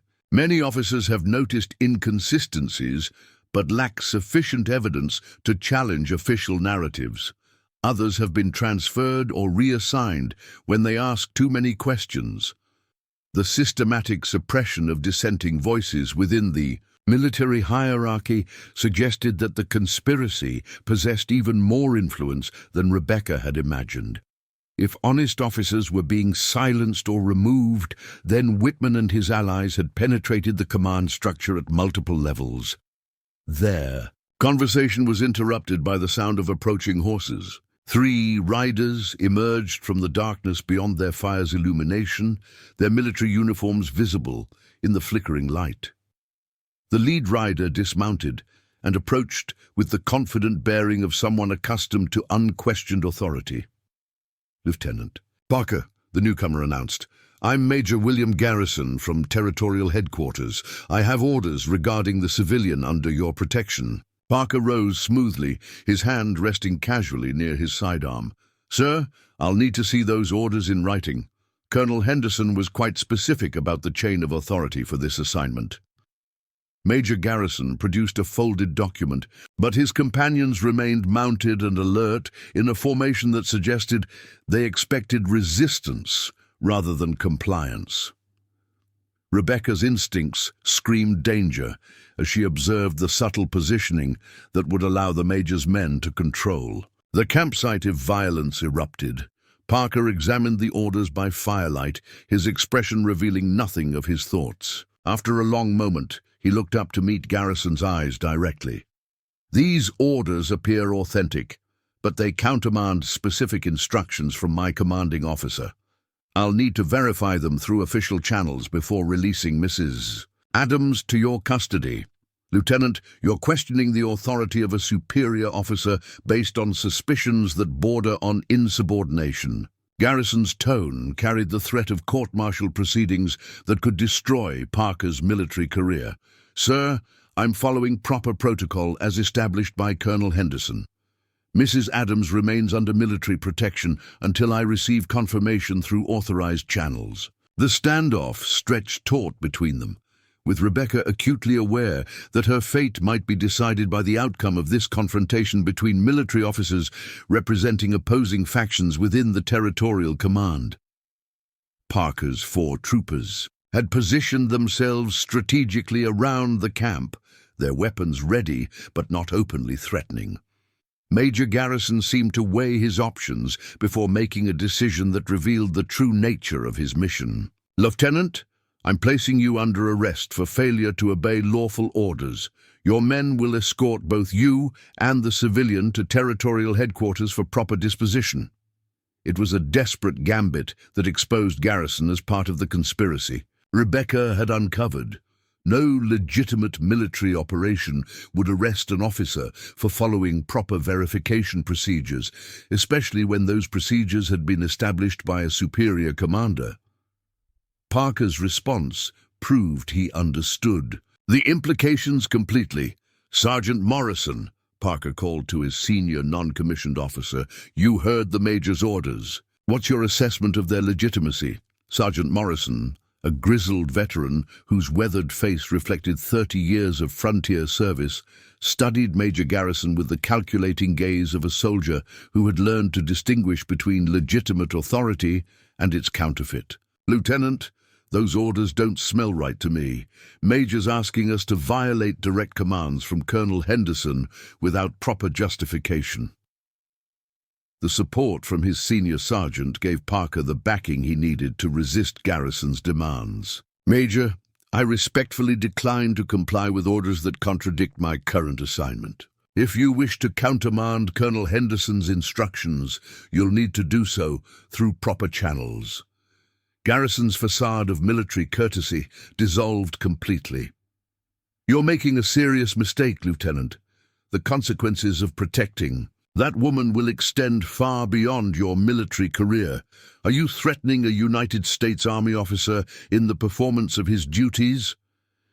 Parker's voice carried the cold authority of someone prepared to defend his position with force if necessary. The confrontation balanced on a knife's edge, with both sides understanding that violence might erupt at any moment. Rebecca remained motionless, recognizing that any movement on her part might trigger the shooting that would resolve the standoff through bloodshed rather than negotiation. The resolution came from an unexpected source. One of Garrison's companions, a young soldier whose nervous demeanor suggested he was uncomfortable with the situation, suddenly spoke up. Major, maybe we should report back to headquarters and let them sort this out through proper channels. Garrison's expression revealed fury at the suggestion, but he apparently recognized that his position had become untenable. Parker's refusal to comply with questionable orders, combined with the obvious support of his subordinates, created a situation where violence would raise more questions than it answered. This isn't over, Lieutenant, Garrison warned as he prepared to depart. You're protecting someone who's interfering with legitimate military operations. The consequences will be severe. After Garrison and his companions disappeared into the darkness, Parker's soldiers maintained heightened alert throughout the remainder of the night. The confrontation had demonstrated that the conspiracy possessed sufficient influence to manipulate official orders and deploy military personnel for unauthorized operations. "We need to reach your trading post quickly," Parker told Rebecca as they prepared to resume their journey at dawn. "Garrison's attempt to intercept us means they're accelerating their timeline. Whatever they're planning, it's about to happen." The final day of travel passed without further incident, but Rebecca could sense the tension building throughout the territory. Smoke columns on the horizon suggested increased military activity, while the absence of normal civilian traffic indicated that settlers were taking precautions against expected trouble. When Rebecca's trading post finally came into view, her heart sank at what she discovered. The building stood intact, but signs of recent search and occupation were clearly visible. Horses had been tethered near her porch, goods had been moved and examined, and fresh wheel ruts indicated that wagons had been loaded with materials from her store. Lieutenant Parker deployed his soldiers in defensive positions before allowing Rebecca to approach her home. What they found inside confirmed her worst fears. The trading post had been systematically looted, with valuable merchandise removed and personal items scattered or destroyed. More ominously, her private quarters had been searched with the thoroughness that suggested professional intelligence gathering rather than simple theft. "They were looking for something specific," Parker observed, examining the pattern of disturbance throughout the building. "Documents, correspondence, anything that might connect you to wider networks of information." Rebecca moved through her violated home, cataloging the damage while searching for anything that might indicate the search's specific objectives.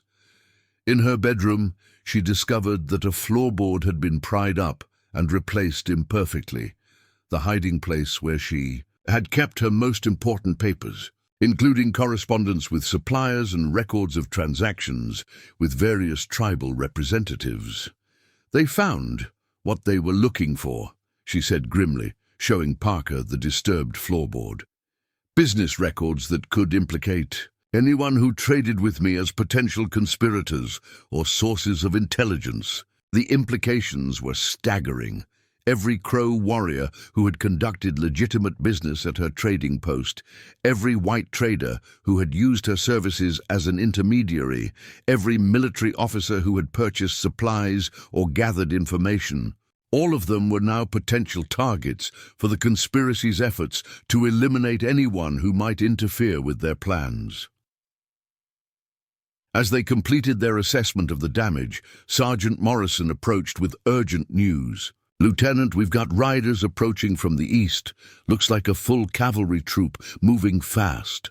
Parker immediately ordered defensive preparations, positioning his men to cover all approaches to the trading post while maintaining fields of fire that would discourage direct assault. But as the approaching riders drew closer, Rebecca recognized the distinctive guidon of Colonel Henderson's personal staff. The colonel himself led the formation, his presence indicating that events had reached a crisis point requiring direct command involvement. Henderson dismounted and approached with the grim expression of an officer facing the most serious challenge of his career. "Mrs. Adams, Lieutenant Parker," he acknowledged tersely, "I'm afraid the situation has deteriorated beyond what any of us anticipated." Henderson quickly outlined the disaster that had unfolded during Rebecca's absence. Major Garrison had returned to territorial headquarters with accusations that she was a spy working with hostile Indian forces, supported by forged documents and testimony from planted witnesses. Simultaneously, reports had arrived of a massive Crow war party gathering in the mountains, apparently preparing for coordinated attacks on white settlements throughout the region. None of it's true, of course, Henderson continued, but the fabricated evidence is convincing enough to justify the military response that Whitman and his allies have been planning from the beginning. Rebecca felt the ground shifting beneath her feet as she comprehended the scope of what had been orchestrated. They're using me as justification for attacking the Crow Nation, you and War Chief Strong Eagle, and anyone else who might complicate their narrative of Indian treachery requiring decisive military action. Henderson's voice carried the weight of a soldier who had seen too many good intentions corrupted by political expedients. Territorial Governor Matthews has authorized a massive military campaign to begin within 48 hours. The revelation struck Rebecca like a physical blow. Everything she had done to prevent bloodshed had been twisted into justification for the very violence she had tried to stop. Her rescue of Strong Eagle, her journey to expose the conspiracy, her efforts to bridge the gap between opposing peoples, all of it had been manipulated to serve the interests of men who profited from conflict. "There's more," Henderson added, grimly. "Strong Eagle never reached his people. Patrol found his body yesterday morning, shot while apparently trying to cross territorial boundaries. The official report claims he was killed while raiding a settler's cabin." The news of Strong Eagle's death hit Rebecca harder than she had expected. The proud war chief who had trusted her with his life and his people's future had been murdered, while trying to fulfill his duty to warn them of the approaching disaster.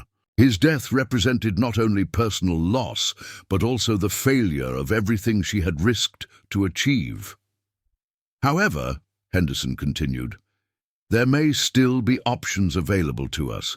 The territorial legislature is meeting in an emergency session tonight to review the governor's authorization for military action. If we can present compelling evidence of the conspiracy before they vote, we might prevent the campaign from proceeding." Rebecca looked up from her devastation, grasping at this slim hope for redemption. What kind of evidence would be compelling? Enough testimony from military personnel who witnessed unauthorized operations, documentation of the false intelligence that's been used to justify military action, and most importantly, proof that civilian contractors have been manipulating events for their own profit. Lieutenant Parker stepped forward, his expression resolute. "Colonel, my men and I witnessed Major Garrison's attempt to illegally detain Mrs. Adams. We can testify that he was operating outside proper military authority. That's a start, but we need more than testimony about a single incident." Henderson paused, clearly weighing desperate options against slim chances of success. "Mrs. Adams, do you still have contacts among the Crow people who might be willing to speak at the legislative hearing?" Rebecca considered the question carefully. Most of her Crow contacts had been warriors or traders who would never trust white legal proceedings, but there might be one exception. Robert Blackfeather has dealt with territorial officials before. He understands both worlds well enough to present testimony that legislators might accept. Can you reach him in time for tonight's hearing? "If he's still alive and free," Rebecca replied grimly. "Whitman's people have been targeting anyone who might interfere with their plans." Henderson made a command decision that reflected both desperation and determination. "Lieutenant Parker, take half your men and escort Mrs. Adams to find Blackfeather. I'll take the rest of our force and gather what additional evidence we can from military sources." As they prepared for what might be their final chance to prevent disaster, Rebecca reflected on the cruel irony of her situation. Her efforts to save lives had been perverted into justifications for taking them. Her attempts to bridge cultural differences had been twisted into evidence of treachery. The neutrality that had once protected her trading post had been shattered by forces that recognized no middle ground between profit and principle. But within that devastation, she also found a strange kind of clarity. The comfortable illusions that had allowed her to believe in peaceful coexistence within an unjust system were gone forever. What remained was a choice between surrender and resistance, between accepting the destruction of everything she valued or fighting against it, regardless of the odds. As she mounted her horse for what might be her final ride through the Montana territory she had called home, Rebecca made her decision. If Strong Eagle could die trying to warn his people, she could risk everything trying to honor his sacrifice. If honest soldiers like Parker and Henderson were willing to risk their careers opposing corruption, she could match their courage with her own. The sun was setting over the Beartooth Mountains as Rebecca and Lieutenant Parker's reduced escort departed for Crow territory, riding toward a confrontation that would determine whether justice could prevail against the carefully orchestrated conspiracy threatening to destroy an entire nation.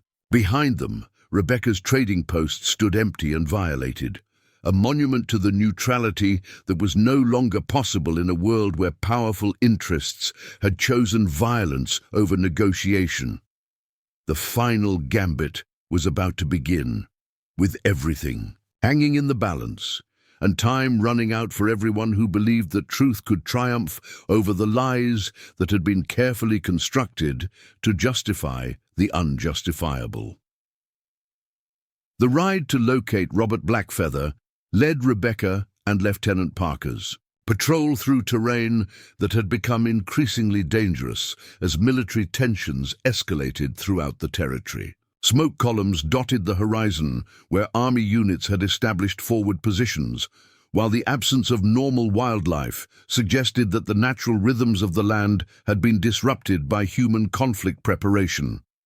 They found Blackfeathers camp in a hidden canyon 20 miles north of Rebecca's trading post, a location that provided both defensive advantages and rapid escape routes into the high country. The Crow warrior had established his position with the tactical skill that marked experienced fighters, but Rebecca could see that he was operating with a much smaller group than normal.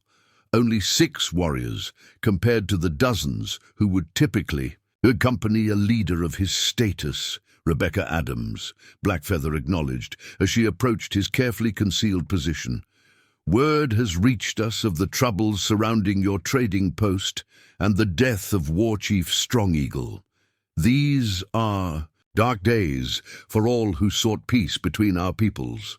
The formal greeting carried undertones of both respect and wariness. Blackfeather clearly understood that Rebecca's presence in his camp represented significant risk for everyone involved, but his willingness to meet with her suggested that he also recognized the stakes that extended beyond personal safety.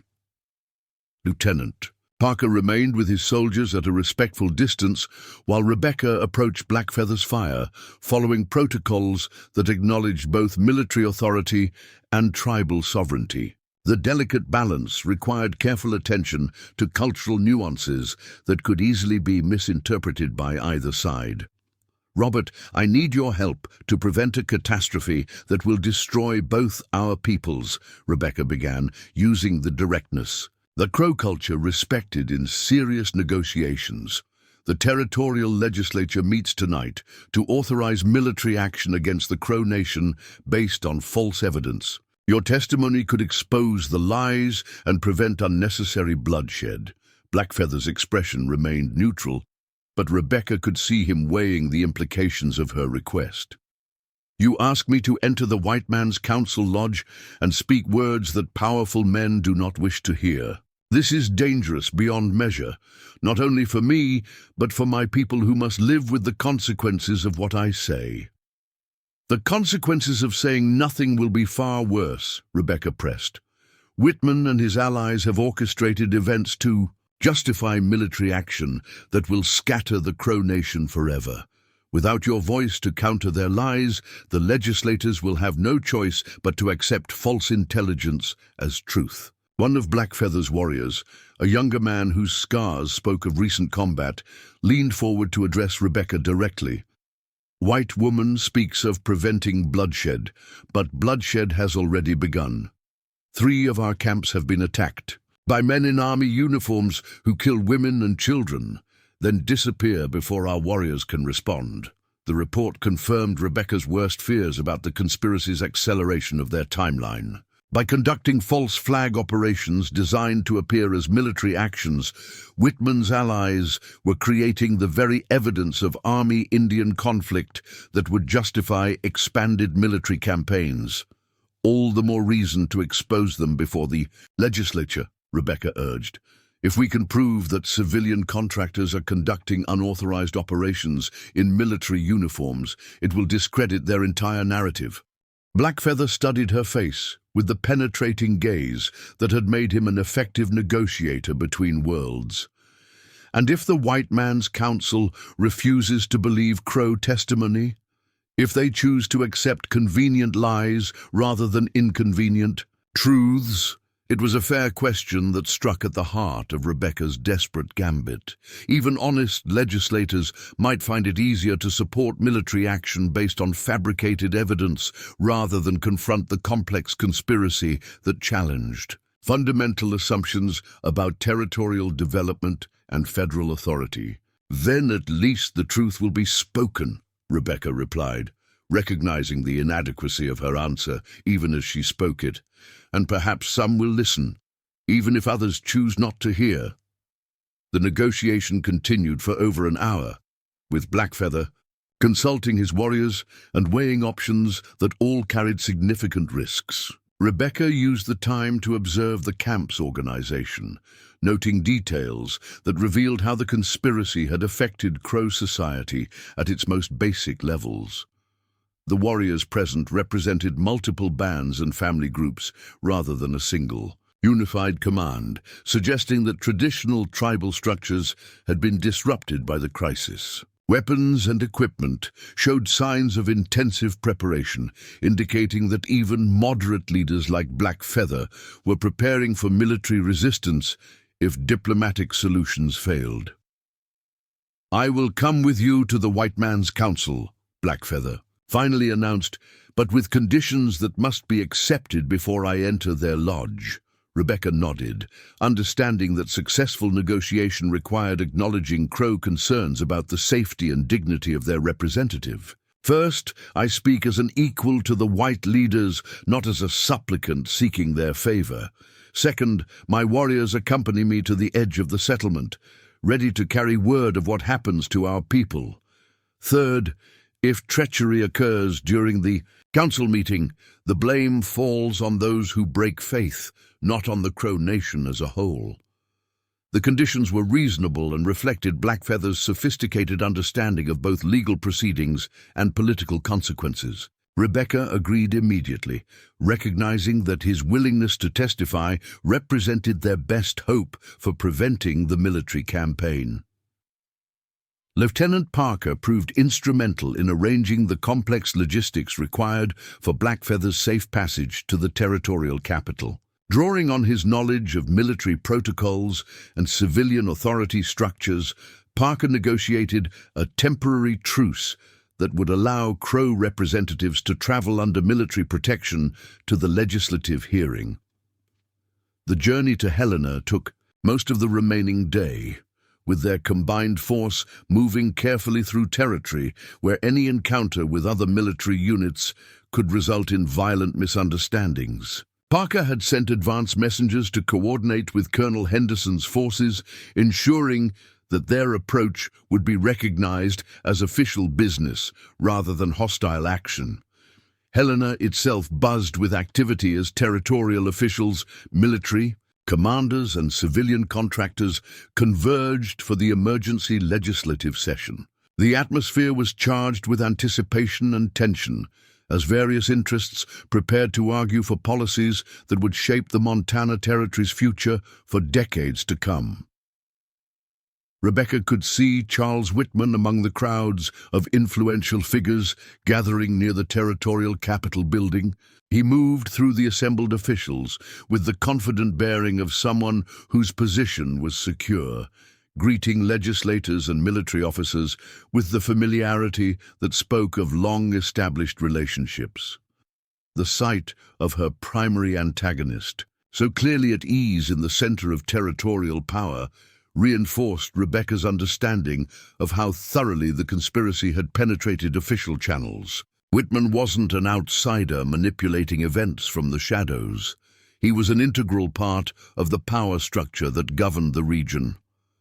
Colonel Henderson met their party at the Capitol steps, his expression revealing both relief at their arrival and concern about the challenges ahead. "Mrs. Adams, Mr. Blackfeather, I'm glad you made it safely.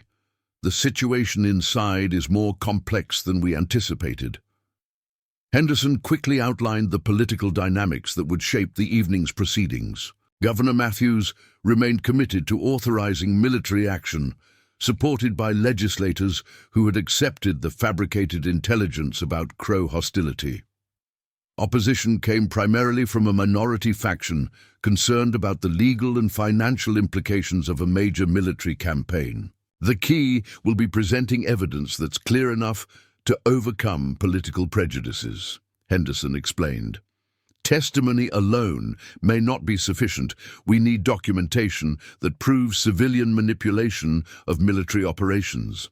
Rebecca produced the military medallion that Strong Eagle had given her, along with Henderson's official report documenting unauthorized activities. But she could see that the colonel remained concerned about whether their evidence would be persuasive enough to change votes that had already been decided by political considerations. The legislative chamber filled rapidly as the emergency session prepared to begin. Rebecca found herself positioned in the public gallery, watching as territorial officials took their places with the formal ceremony that marked important governmental proceedings. Governor Matthews occupied the prominent central position, flanked by military advisors who would provide expert testimony supporting expanded military action. Charles Whitman sat among the civilian advisors, his presence indicating his role as a key witness for the military campaign authorization. Rebecca could see him conferring with other officials, clearly confident that the evening's proceedings were following his carefully orchestrated plan. When the session officially began, Governor Matthews wasted no time in presenting the case for decisive military action. He outlined reports of increasing Crow hostility, attacks on settlers, and the alleged evidence of conspiracy between tribal leaders and civilian sympathizers who had provided intelligence to hostile forces. "The time for half measures has passed," Matthews declared to the assembled legislators. "The safety of our citizens and the security of territorial development require that we address the Indian problem with finality and determination." The presentation continued with testimony from military officers who supported expanded operations, civilian contractors who claimed expertise in Indian affairs, and settlers who reported various incidents of tribal hostility. The testimony was carefully orchestrated to build a compelling case for immediate action, with each witness reinforcing themes of danger, urgency, and the failure of diplomatic approaches. Charles Whitman's testimony proved to be particularly effective, combining apparent expertise with emotional appeals that resonated with legislators' concerns about constituent safety. He presented himself as a disinterested observer whose only concern was preventing further bloodshed through decisive action that would resolve territorial conflicts permanently. "Gentlemen," Whitman concluded his remarks, "we have an opportunity to prevent the kind of prolonged Indian warfare that has plagued other territories. Swift, comprehensive military action will minimize casualties on both sides, while establishing the clear boundaries necessary for peaceful development." When the time came for opposing testimony, Rebecca felt the weight of responsibility settling on her shoulders like a physical burden. Everything depended on her ability to present their case persuasively enough to overcome the political momentum that favored military action. She approached the speaker's podium with the quiet confidence that years of frontier living had developed, carrying with her the documentation that represented their only hope for preventing disaster. The legislative chamber fell silent as she prepared to speak, with every person present understanding that her words might determine the fate of thousands of people. "Honorable legislators," Rebecca began, "I come before you not as an advocate for any particular policy, but as someone who has witnessed the systematic manipulation of events designed to justify unnecessary military action." She methodically presented evidence of the conspiracy, beginning with Strong Eagle's torture and the military medallion that proved unauthorized operations were being conducted by special units. She described Whitman's intelligence gathering, the false flag attacks designed to implicate Crow warriors, and the fabrication of evidence used to support military authorization. The attacks attributed to Crow warriors were actually conducted by civilian contractors wearing military uniforms, Rebecca testified. The intelligence reports describing tribal hostility are based on information obtained through torture and deception. The entire justification for military action has been manufactured by men who profit from conflict and territorial destabilization. As she spoke, Rebecca could see the impact of her words on different legislators. Some appeared genuinely surprised by the allegations she was presenting, while others seemed to dismiss her testimony as the desperate fabrications of someone trying to avoid responsibility for her alleged crimes. Governor Matthews himself appeared, unmoved by her presentation, his expression suggesting that he had already made decisions that wouldn't be altered by inconvenient evidence. When Rebecca concluded her testimony, he responded with the dismissive tone of someone addressing obvious deception. "Mrs. Adams, these are serious accusations that require serious proof. Do you have evidence beyond your personal testimony and the word of hostile Indians who have every reason to lie about their activities?" Rebecca produced Henderson's official report and the military medallion, placing both items where the legislators could examine them directly. "I have documentation from Colonel Henderson confirming unauthorized military operations and physical evidence taken from the men who conducted them." The medallion's effect on the assembled officials was immediate and dramatic. Several legislators leaned forward to examine it more closely, while military advisors exchanged glances that revealed their recognition of its significance. Governor Matthews himself appeared shaken by the appearance of evidence he had clearly not expected. Charles Whitman rose smoothly from his position among the advisors, approaching the podium with the confident bearing of someone prepared to address unexpected challenges. "Gentlemen, I must point out that both the document and the medallion could easily have been fabricated to support Mrs. Adams's desperate attempt to avoid responsibility for her treasonous activities. It was a masterful deflection that transformed Rebecca's evidence into proof of her alleged guilt rather than evidence of the conspiracy. By suggesting that she had fabricated the very proof of her innocence, Whitman was using her strengths against her while reinforcing the narrative of deception that supported military action. But Whitman had made a crucial error in his confident dismissal of evidence he couldn't have known about unless he was intimately familiar with the operations it represented. Rebecca seized on his mistake with the quick thinking that had kept her alive during years of frontier challenges. "Mr. Whitman, how do you know enough about this particular medallion to judge whether it's authentic or fabricated?" she asked, her voice carrying clearly through the suddenly silent chamber. For the first time since she had known him, Whitman appeared genuinely surprised. His confident expression flickered as he realized the implications of his casual dismissal of evidence. That should have been unfamiliar to him if he were truly the disinterested observer he claimed to be. That is, anyone familiar with military procedures would recognize," Whitman began, but his explanation lacked the smooth confidence that had characterized his earlier testimony.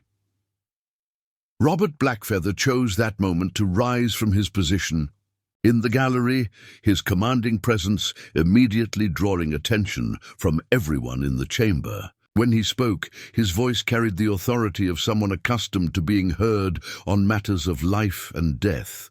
"White leaders," Blackfeather addressed the assembly directly. "This man Whitman speaks of military procedures, but I have seen him with the false soldiers who torture and kill in army uniforms. He knows their medallions because he commands their actions." The accusation hung in the air like a thunderclap, its implications reverberating through the assembled officials. Blackfeather's testimony, delivered with the dignity and directness that marked Crow oratory, provided the missing link that connected all the evidence Rebecca had presented. Governor Matthews attempted to restore order as legislators began talking among themselves, but the careful orchestration of the evening's proceedings had been shattered by revelations that none of them had anticipated. The vote that was supposed to be a foregone conclusion had become a genuine debate about evidence and accountability. In the chaos that followed, Rebecca saw Charles Whitman moving quietly toward the chamber's exits, his confident demeanor replaced by the alert wariness of someone preparing to flee. She realized that he understood better than anyone how thoroughly the evening's revelations had exposed his carefully constructed conspiracy. The final confrontation was about to begin, with truth finally matched against the lies that had brought them all to this moment of crisis. She nursed a wounded crow. Chief Part 6, Resolution and New Equilibrium. Chaos that erupted in the territorial legislature following Blackfeather's accusation created the perfect cover for Charles Whitman's attempted escape. But Lieutenant Parker had anticipated this possibility, positioning his soldiers at strategic exits throughout the Capitol building. When Whitman tried to slip away through a side corridor, he found his path blocked by armed troopers who had been specifically instructed to prevent anyone from leaving until the session concluded. "Mr. Whitman," Parker called across the confused assembly of legislators and officials, "I believe Governor Matthews would like you to remain available for additional questioning." The confrontation that followed would be remembered as the moment when years of carefully constructed deception finally collapsed under the weight of accumulated evidence. Whitman, realizing that escape was impossible, chose to make a final stand that revealed both the scope of his conspiracy and the ruthless determination that had driven it from the beginning. "Gentlemen," Whitman addressed the legislature with a return to his earlier confidence, "you're being manipulated by sentiment and naive idealism. The development of this territory requires decisive action, not endless accommodation to primitive peoples who will never adapt to civilized progress." Governor Matthews attempted to restore order, but Whitman continued speaking with the fervor of someone who believed his cause justified any methods. "Yes, I coordinated operations designed to demonstrate the futility of negotiation with hostile tribes. Yes, I employed contractors who could accomplish objectives that regular military units were too constrained by regulations to pursue. But everything I did served the greater good of territorial advancement." The admission was more comprehensive than even Rebecca had hoped to extract. By defending his actions as necessary rather than denying them entirely, Whitman was providing the explicit confession that made further investigation unnecessary. He had chosen to justify his conspiracy rather than conceal it, apparently believing that his political connections would protect him from legal consequences. But the political landscape had shifted more dramatically than Whitman realized. Several legislators who had initially supported military action were now openly questioning the intelligence reports that had shaped their positions. Colonel Henderson seized the moment to present additional evidence that his own investigation had uncovered during the evening's proceedings. "Governor Matthews, distinguished legislators," Henderson announced, rising from his position among the military advisors. I have documentation proving that civilian contractors operating without proper authorization have been conducting operations throughout Crow territory for the past 6 months. Henderson produced a thick folder containing reports, correspondence, and financial records that painted a comprehensive picture of the conspiracy's organization and funding. The evidence revealed connections between mining interests, railroad development companies, and federal officials who had provided unofficial support for operations designed to clear Native American claims from valuable territories. These documents show systematic planning for what can only be described as ethnic cleansing disguised as legitimate military operations, Henderson continued. American citizens and foreign investors have conspired to eliminate an entire people for commercial gain, using the United States Army as their instrument of execution. The colonel's testimony carried the weight of military authority and personal integrity that even Whitman's political allies couldn't easily dismiss. As Henderson methodically presented evidence of financial transactions, operational planning, and coordination with federal officials, the scope of the conspiracy became undeniable. Governor Matthews found himself in an impossible position. The evidence was too comprehensive to ignore, but acknowledging its validity would implicate territorial officials who had supported the military authorization based on fabricated intelligence. Political survival required finding a path that satisfied demands for justice while protecting those who had been deceived rather than complicit. This is clearly a matter that requires thorough federal investigation, Matthews announced, attempting to transfer responsibility to higher authorities. I'm suspending all military operations pending review by federal prosecutors and congressional oversight committees. It was a political solution that avoided immediate accountability while creating space for face-saving compromises. But Rebecca recognized it as a significant victory. The military campaign that would have scattered the Crow Nation was stopped, at least temporarily, and the conspiracy's exposure would make similar operations more difficult to organize in the future. Charles Whitman understood the implications better than anyone. His careful network of political protection was crumbling as former allies distanced themselves from operations that were now publicly exposed as criminal conspiracies.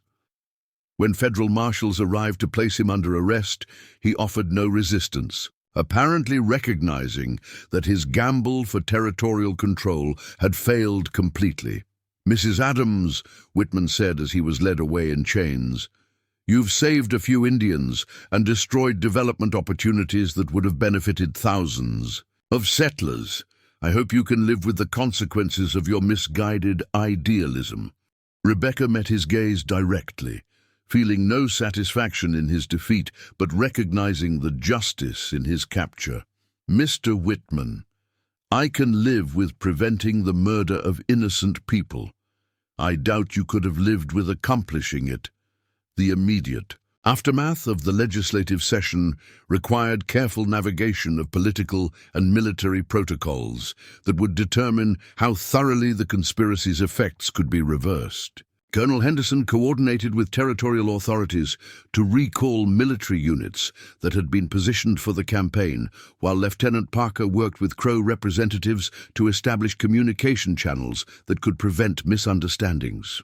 During the transition period, Robert Blackfeather emerged as a crucial figure in these negotiations, his testimony having established him as someone whom both white officials and Crow leaders could trust to represent their interests accurately.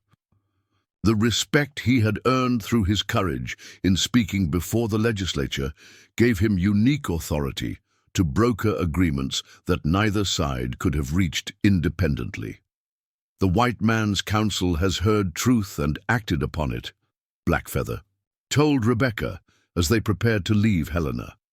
"This is rare in dealings between our peoples, and it creates possibilities that did not exist before." Rebecca understood that he was referring to more than just the immediate crisis they had resolved. The events of the past weeks had demonstrated that cooperation between whites and Native Americans was possible when based on honesty rather than manipulation, mutual respect rather than exploitation, and justice rather than expedience. The journey back to Rebecca's trading post took 3 days, during which she had time to contemplate the profound changes that recent events had created in her life and circumstances. The comfortable neutrality that had once defined her existence was gone forever, replaced by a public identity as someone who had chosen justice over safety and principle over profit.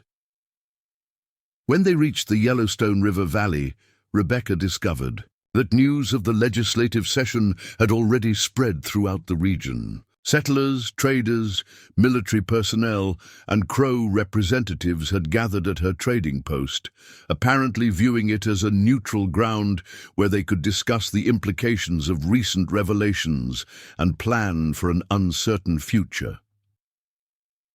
The building itself showed signs of hasty repairs, with boards nailed over broken windows and new locks installed on doors that had been damaged during the conspiracy's search operations. But more significantly, the porch and surrounding area buzzed with activity as people who had rarely interacted before worked together to address common concerns.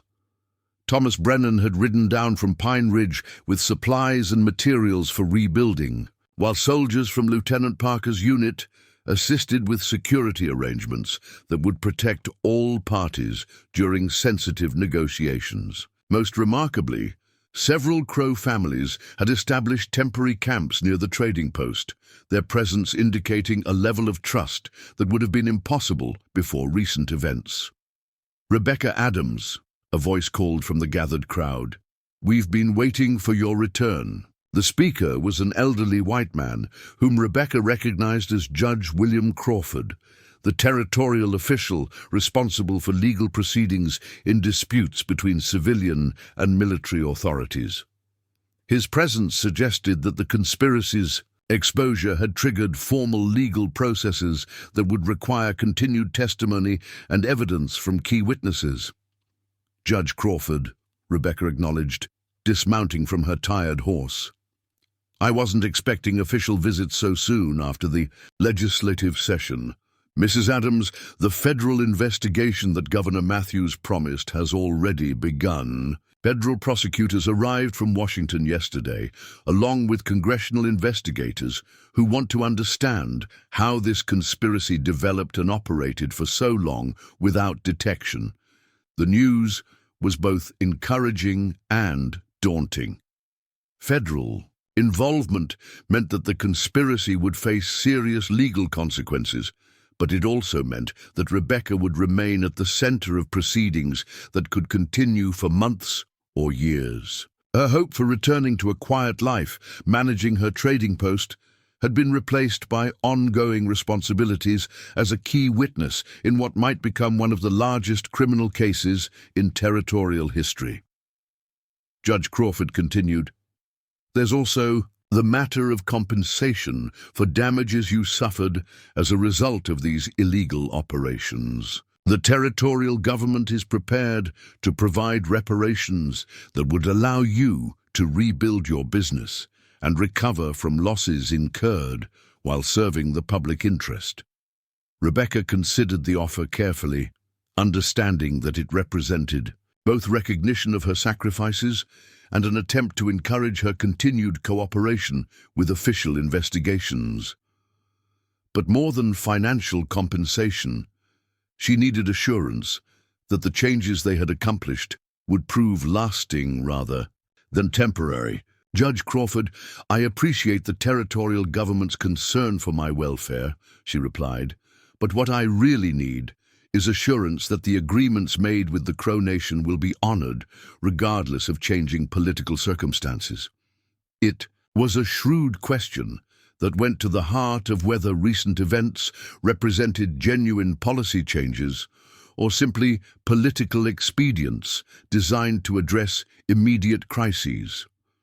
Crawford's response would indicate whether federal authorities were committed to establishing new relationships with Native American peoples, or simply managing existing problems more effectively.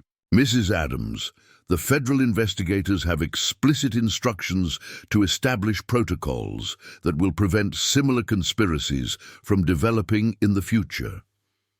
Part of that effort includes creating formal diplomatic channels with tribal leaders that bypass the kind of civilian contractors who cause these problems. The judge's answer suggested meaningful structural changes rather than cosmetic reforms, but Rebecca had learned to be cautious about accepting official promises at face value. Real change would require sustained effort from people committed to justice rather than convenience, implemented through institutions designed to resist corruption rather than enable it. Over the following weeks, Rebecca's trading post became an unlikely center for the complex negotiations required to establish new relationships between the territorial government and the Crow Nation. Federal investigators interviewed witnesses, documented evidence, and pieced together the full scope of the conspiracy that had threatened to destroy an entire people for commercial gain. The investigation revealed connections that extended far beyond Montana territory, implicating federal officials, mining companies, railroad developers, and financial interests throughout the eastern United States. What had appeared to be a regional conspiracy was actually part of a national pattern of illegal operations designed to accelerate westward expansion regardless of legal or moral constraints. Charles Whitman proved to be a middle-level coordinator, rather than the mastermind Rebecca had assumed him to be. His arrest led to the exposure of more senior figures whose wealth and political connections had allowed them to operate with impunity for years. The federal prosecution that developed would eventually result in dozens of convictions and significant changes in how territorial development was regulated and supervised. But perhaps the most significant change occurred in the relationships between individuals who had learned to see past cultural differences to recognize shared humanity. Robert Blackfeather began making regular visits to the trading post, not only for commercial purposes, but also to participate in discussions about regional development that included both white and Crow perspectives. Lieutenant Parker, whose military career had been enhanced rather than damaged by his principled stand against corruption, accepted assignment as liaison officer for territorial tribal relations. His experience during the conspiracy's exposure had convinced him that military effectiveness required understanding civilian populations rather than simply controlling them. Colonel Henderson, despite offers of promotion and transfer to more prestigious commands, chose to remain in Montana territory to oversee the implementation of new policies designed to prevent the kind of systematic deception that had nearly triggered genocidal warfare. His commitment to justice over career advancement inspired similar dedication among subordinate officers who had witnessed the consequences of choosing expedience over principle. As autumn approached, bringing the first hints of the Montana winter that had claimed her husband years earlier, Rebecca found herself contemplating a future that was both uncertain and full of possibilities she had never imagined. The trading post had been rebuilt and restocked, but its role had evolved from simple commercial enterprise to something resembling a diplomatic center where different peoples could meet on equal terms. The comfortable neutrality that had once defined her existence was gone, replaced by active engagement in the difficult work of building relationships based on mutual respect rather than mutual suspicion. It was more challenging than her previous life, but also more meaningful in ways that honored both her husband's memory and her own hard-won understanding of what justice required. On a crisp October morning, as she watched Robert Blackfeather and Lieutenant Parker discussing plans for a joint patrol designed to prevent unauthorized incursions into Crow territory, Rebecca reflected on the journey that had brought them all to this moment. A wounded war chief bleeding beside her storage shed had set in motion events that changed not only her own life, but the entire relationship between peoples who had seemed destined for perpetual conflict. Michael Strongeagle's sacrifice had not been in vain. His death had catalyzed the exposure of a conspiracy that might otherwise have succeeded in destroying his people. And his trust in a white woman's integrity had proved justified by outcomes that honored his memory through the prevention of the very violence he had died trying to stop. The Montana Territory that emerged from these trials was different from the one that had existed before, more complex perhaps, but also more just. Rebecca's trading post stood at the center of that transformation, serving as a symbol of what became possible when people chose courage over comfort and principle over profit. The wounded Crow chief, who had appeared at her doorstep in desperate need of help, had received far more than medical attention.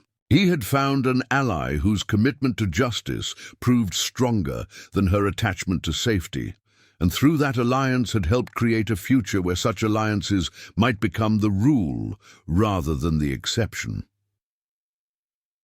As the sun set over the Yellowstone River Valley, painting the mountains in shades of gold and crimson that reminded Rebecca of both beauty and struggle, she prepared for whatever challenges lay ahead. The work of building genuine peace between peoples was never finished, but it was work worth doing regardless of its difficulty or duration. The trading post that had once stood as a neutral ground between conflicting worlds had become something more, a foundation for relationships that transcended old boundaries and created new possibilities for everyone willing to embrace them.